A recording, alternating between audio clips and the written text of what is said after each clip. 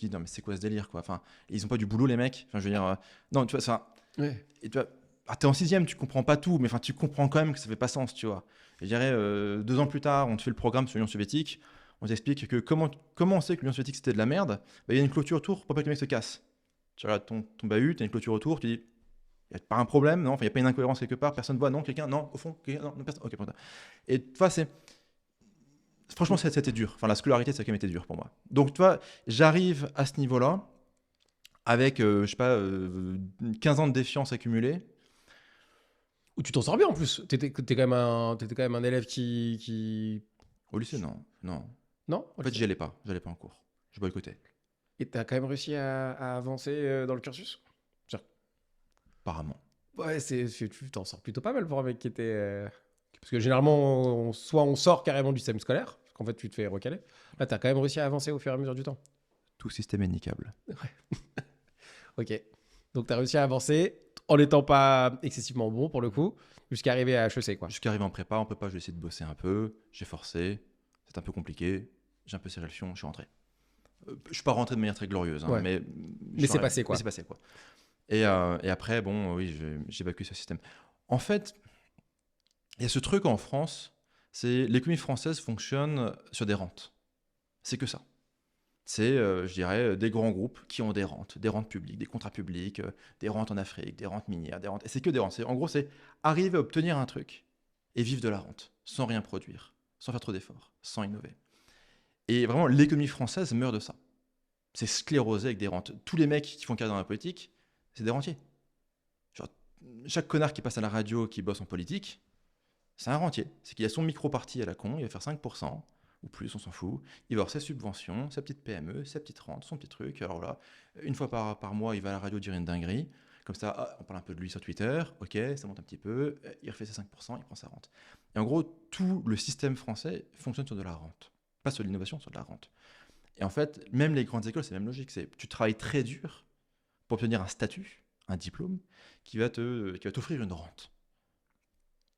Et alors c'est moins vrai pour HEC que pour, tu vois, l'ENA ou les trucs comme ça, quoi. Mais en fait, les gens vont travailler très dur pour obtenir une rente et rien foutre. Mais il y a un moment donné, pour que la rente soit payée, l'argent doit venir de quelque part. Si tu produis aucune richesse, il vient d'où le fric? Bon, la réponse, c'est la dette publique et de l'inflation.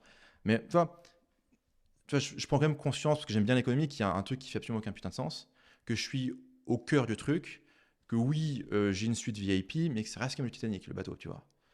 Et donc, bon, bah, tu te dis, ça commence à couler, les mecs n'ont pas pricé le naufrage, je me casse. Quand tu sors de HEC, parce que là, normalement, vu de ce que tu dis et de l'image que tu pourrais en avoir Mhm. à l'époque, normalement, si tu es dans l'élite, en tout cas, tu fais partie du club de l'élite, à ce moment-là, donc ça veut dire que bah, tu vas vers mieux, tu vas quelque chose de... En tout cas, tu as envie d'aller vers quelque chose qui te représente plus, tu vas vers quoi? Bah, à l'époque, j'écoute Oussama Ammar qui est Crezo Family, qui explique qu'il faut devenir milliardaire sur Internet. Et je trouve que c'est quand même un bon plan. Alors bon, bah, spoiler alert, ça s'est pas matérialisé, mais remboursé. Mais je me dis, bah, c'était le début de la mode de l'entrepreneuriat. C'était de la startup mania, du growth hacking et tout ça. Et donc je voulais être entrepreneur. Tout ce qui était startup, machin, levée de fonds, enfin, ça matchait pas avec moi. Donc je me suis pas mal cherché, j'ai changé de pays, je suis allé m'installer un peu en Allemagne, à peu près à Malte. Et après, j'ai découvert le monde fabuleux des infoproduits, où tu peux prendre des articles de blog américains, les traduire en anglais, faire un PDF, le vendre 37 balles, mettre 1 euro en publicité le matin, et avoir gagné 7 euros le soir. Et en prenant en compte la LTV, donc la lifetime value, donc le client qui va réacheter des trucs en moyenne, en fait, tu es plutôt à 15 balles. Donc là, tu plus sur un bouton. Enfin, tu mets une pièce dans la machine, tu plus sur un bouton, il y a plus de pièces qui reviennent. Et là, j'ai quand même compris que le capitalisme, c'est chouette. T'avais idée que ça existait, ça, avant? Non. C'est que Alors, la petite histoire qui m'amène à vendre des PDF, c'est bon, bah, j'ai quitté HEC, je crève la dalle. Euh, le seul truc que je sais faire, c'est je suis bon en économie. Donc, en gros, je monétise mon savoir en vendant, enfin, en faisant des cours particuliers d'économie sur Internet, sur plateforme en ligne. Comme ça, je peux échanger mon temps contre de l'argent pour 30 balles de l'heure. Ce qui, ma foi, était quand même correct à l'époque. Surtout que je m'étais installé à Berlin. Et à l'époque, Berlin était vraiment une ville de prolo. Donc, pour 500 balles par mois, tu pouvais vivre. Aujourd'hui, il y a tellement d'hipsters que c'est trop cher. Mais à l'époque, tu pouvais vraiment vivre à 500 balles, avec 500 balles, tu vois. Donc, en gros, bah, tu fais les maths, hein, 30 balles de l'heure, il te faut 500 balles pour vivre. Tu vis assez facilement, assez bien. J'avais un voisin qui, lui, était allemand, et qui vendait des formations de lecture rapide en Allemagne. Et qui, en gros, pendant 1 an, m'a dit tu sors d'un cours? Je dis ouais. Tu répètes le même truc? Tu peux l'enregistrer en vidéo? Je dis non. Pourquoi? Ça marchera pas. Il me dit d'accord.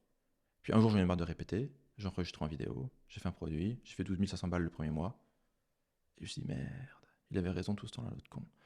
Et du coup, j'ai fait des infoproduits de cours d'économie. C'est un marché de niche. J'ai bien gagné j'ai gagné raisonnablement ma vie. Je pense qu'en 1 an et demi, j'ai dû faire rentrer 200 000 balles. Parce que quand je mettais beaucoup d'argent à l'époque. Mais c'est un petit marché. Quels sont les gros marchés? La perte de poids, devenir riche sans travailler, trouver l'âme sœur. C'est les plus gros marchés sur Internet de vente d'infoproduits. Encore aujourd'hui?